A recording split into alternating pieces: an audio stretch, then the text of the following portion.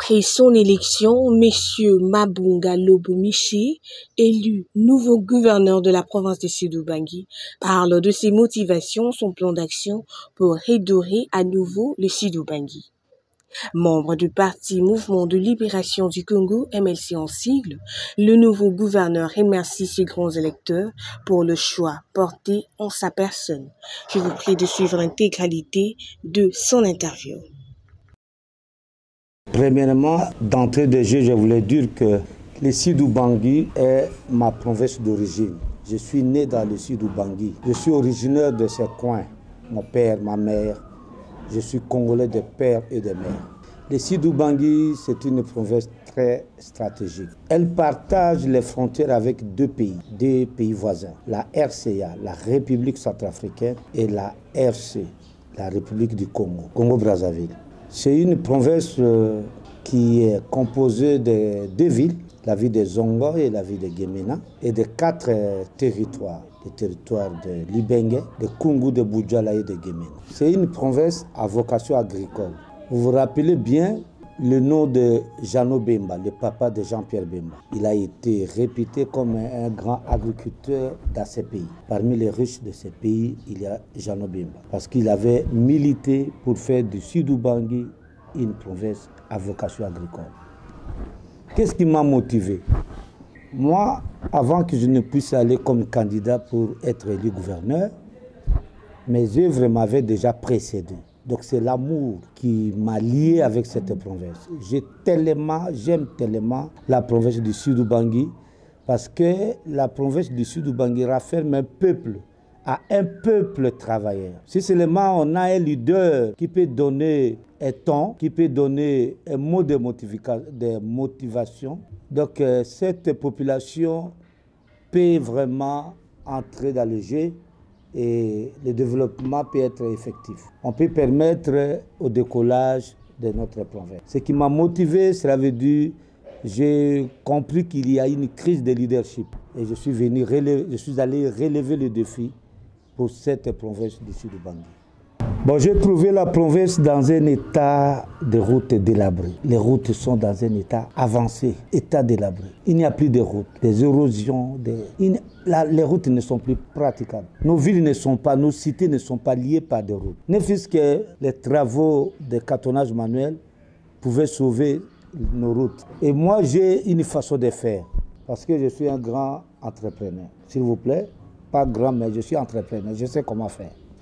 Avec les moyens de bord, on peut commencer quelque part en attendant que les appuis viennent. Alors, notre priorité, d'abord nous avons relevé 7 défis.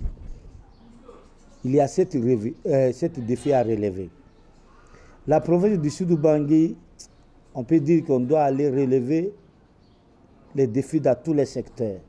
Mais nous avons regroupé ces défis en 7 regroupements. 7 défis à relever. Il y a le défi socio-économique, défi pour les routes, les défis pour la santé, beaucoup de défis. Et nous avons opté pour 6 axes.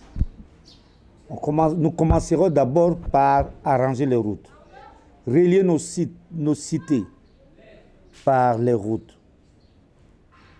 faire en sorte que les produits qui sont produits par les villageois, les produits agricoles, disons, produits par les villageois puissent arriver dans les centres de consommation. Il nous faut arranger les routes. Parce qu'on ne peut pas parler de l'agriculture sans l'étang de routes, sans les routes, sans arranger les routes. Les routes provinciales, les routes des dessertes agricoles. Et à côté de cette priorité de routes, nous avons aussi pris la priorité de l'agriculture. Parce que nous avons des forêts. Nous avons des espaces. Vous savez que le Sud-Ubangi est une province à une dimension plus que même le Rwanda.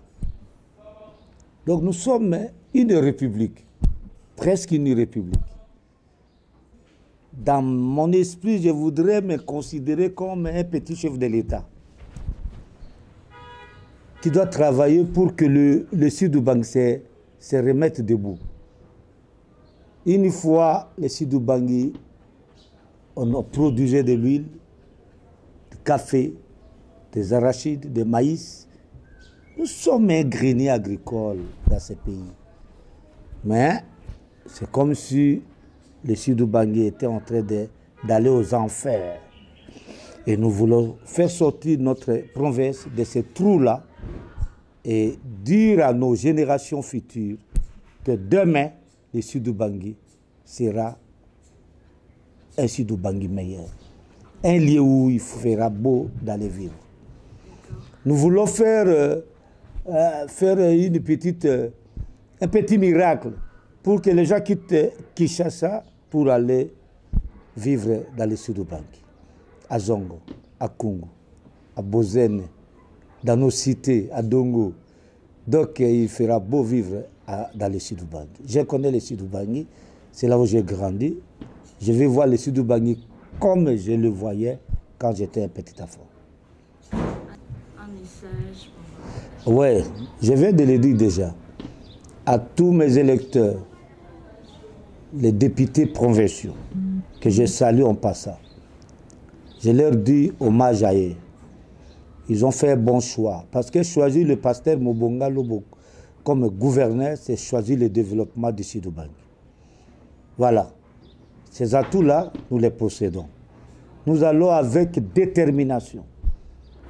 Nous n'avons pas besoin d'attendre un ange descendre du ciel et faire ce travail. Nous, les humains, nous sommes capables de le faire. Voilà. À toute la population, je leur dis que le Sud-Ubangi, l'avenir est meilleur. Il sera beau de vivre dans le Sud-Ubangi.